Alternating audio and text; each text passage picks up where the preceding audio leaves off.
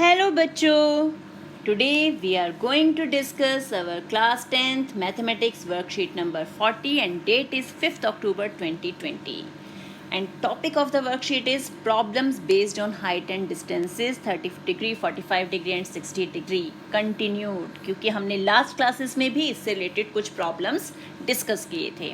तो आज हम कुछ और प्रॉब्लम्स यानी कुछ और क्वेश्चंस को सॉल्व करेंगे। तो सबसे पहले हम लास्ट क्लास का अपना रिकॉल करें। The angle of elevation of the top of a tower from a point on ground is 30 degree. If the height of the tower is double, then the angle of elevation of top will be, यानी अगर ये जो angle of elevation है ये 30 degree है, अब हम इसको हाइट को डबल कर रहे हैं तो एंगल ऑफ एलिवेशन क्या हो जाएगा? एंगल ऑफ एलिवेशन भी डबल हो जाएगा। Next question, the angle of elevation of the sun when the length of the shadow of a tree is √3 times of the height of the tree is, क्या होगा angle of elevation उस case में? अगर हमारा जो root मतलब जो पेड़ की शेडो है, ट्री की शेडो जो है वो √3 टाइम्स है तो एंगल ऑफ एलिवेशन क्या हो जाएगा? 30 degrees. Relation in H and P and B at 45 degree is H is equal to √2 times B and H का पी के साथ क्या रिलेशन होता है? It is also equal to √2 times P. अब देखते हैं हमारे आज के क्वेश्चंस क्या हैं। Let's try some more question. So the question number 1. From the top of a 7-meter high building, the angle of elevation of the top of a cable tower is 60 degree and the angle of depression of its foot is 45 degree. Determine the height of the tower.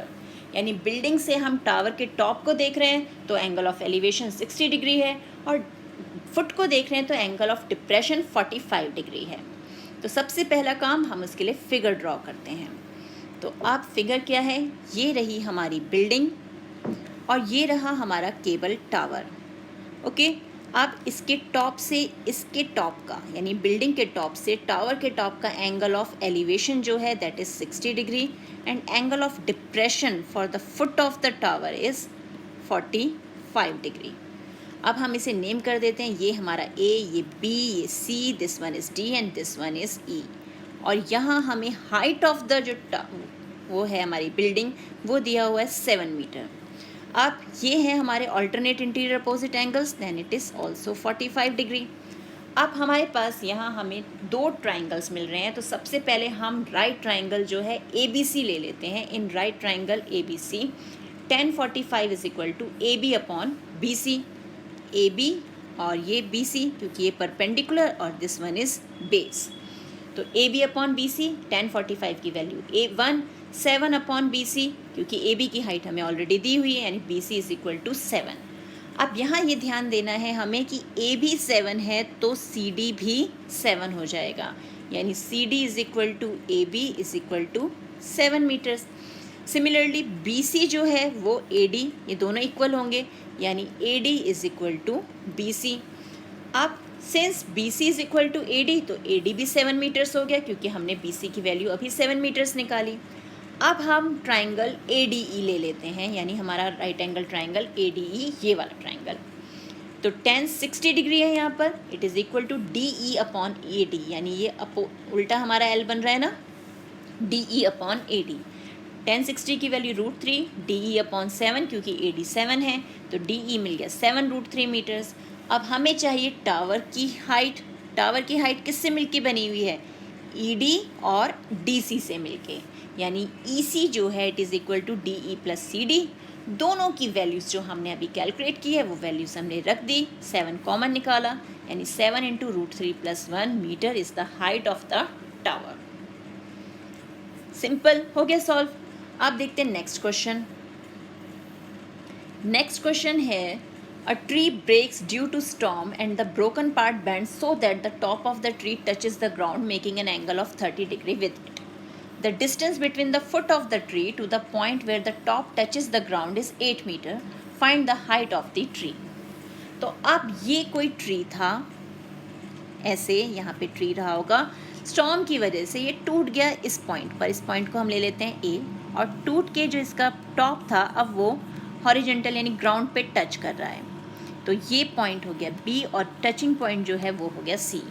अब angle of elevation जो है वो 30 degree दे रखा है और ground मतलब root से इस पे जहाँ पे टॉप टच कर रहा है वो डिस्टेंस हमें 8 मीटर्स दिया हुआ है। हमें निकालना है हाइट ऑफ द ट्री, यानी टोटल हाइट, टूटने से पहले उस ट्री की टोटल हाइट क्या रही होगी। यानी ये जो पोर्शन अभी बचा हुआ है और ये पोर्शन यानी जो टूटा हुआ है, इन दोनों पोर्शंस को जब हम ऐड करेंगे यानी ए बी प्लस ए सी जब हम करेंगे तब हमें total height of the tree मिलेगी। तो अब हम अपना ट्राइंगल ए बी सी लेते हैं।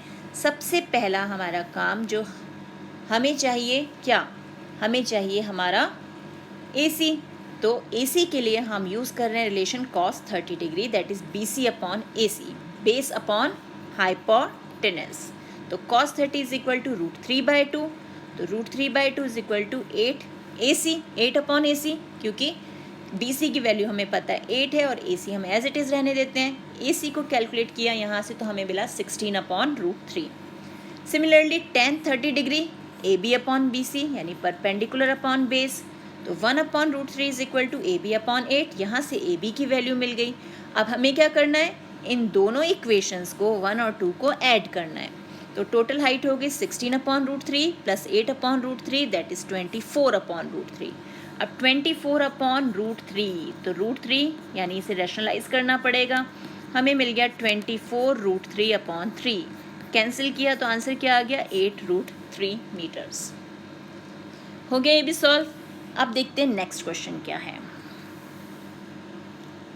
नेक्स्ट क्वेश्चन है the angle of elevation of the top of a building from the foot of the tower is 30 degree and the angle of elevation of the top of the tower from the foot of the building is 60 degree. If the tower is 50 metre high find the height of the building. तो first of all हमें क्या बनाना है इसका figure. तो ये रही हमारी tower और यहाँ है हमारी बिल्डिंग। ओके, आप फुट ऑफ द टावर से बिल्डिंग का टॉप देखते हैं तो एंगल ऑफ एलिवेशन है 30 डिग्री और फुट ऑफ द बिल्डिंग से टावर का टॉप देखते हैं तो एंगल ऑफ एलिवेशन है हमारा 60 डिग्री, यानी ये 60 डिग्री और ये है हमारा बेस। टावर की हाइट हमें दी हुई है 50 मीटर्स। तो ये फिगर बन गई। नेम कर दें, ये ए, ये बी, ये C and this one is D. Again we have 2 triangles, 2 right triangles. तो अब हम क्या करेंगे, सबसे पहले हमने अपना बड़ा वाला ट्राइंगल यानी राइट ट्राइंगल जो है बी सी डी ले लिया। इसमें tan 60 is equal to C D upon B C, ये परपेंडिकुलर और ये बेस। तो √3 is equal to 50 upon B C, यहाँ से बी सी की वैल्यू मिल गई 50 √3। अब ले लिया ट्राइंगल ए बी सी, यहाँ पे ये परपेंडिकुलर और बेस तो है ही। तो tan 30 degree is equal to A B upon B C, 1 upon √3 is equal to A B upon B C. B C की जो वैल्यू हमने निकाली है वो हम यहाँ पुट कर देंगे, तो ए बी की वैल्यू मिल गई 50 अपॉन 3 मीटर्स। तो ये मिल गई हमें हमारी बिल्डिंग की हाइट, यही निकालनी थी ना। अब देखते हैं नेक्स्ट क्वेश्चन क्या है।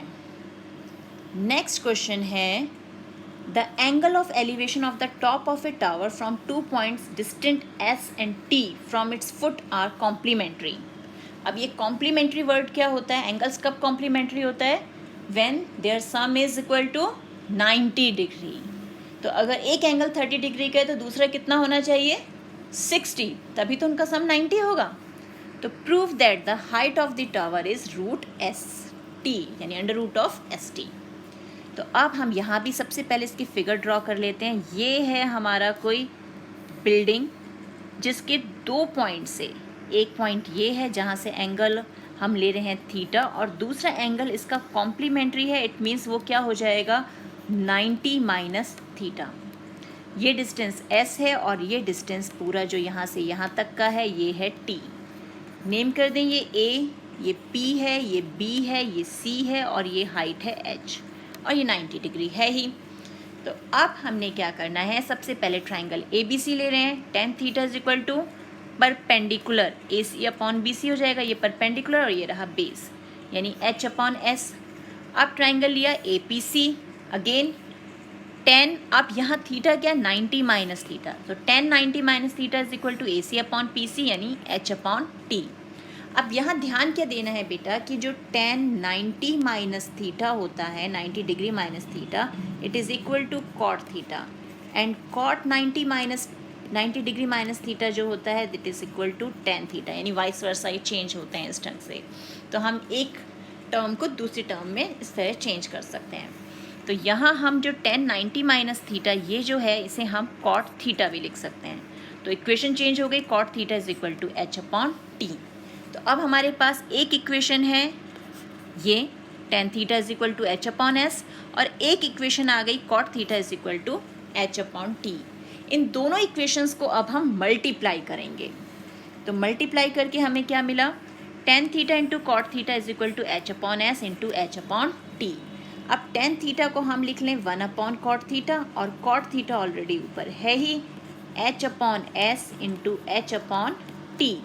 ये और ये कैंसिल, यानी 1 is equal to H square upon S T.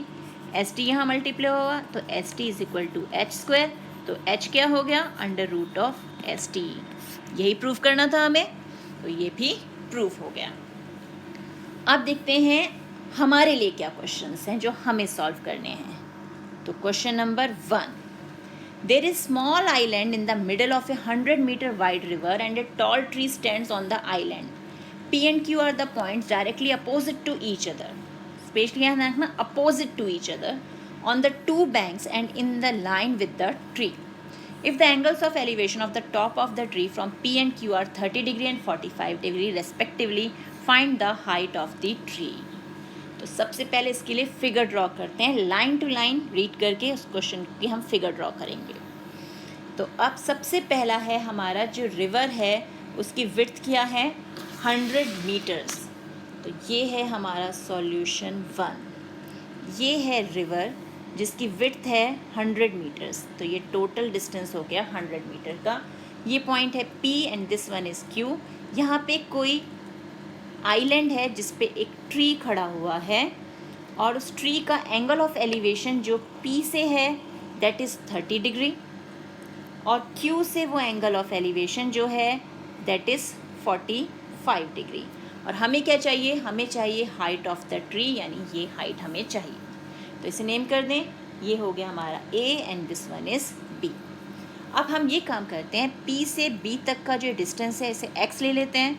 तो रिमेनिंग डिस्टेंस क्या होगा, तो टोटल 100 है और ये x हिस्सा हमने निकाल लिया, तो ये हो जाएगा 100 माइनस x।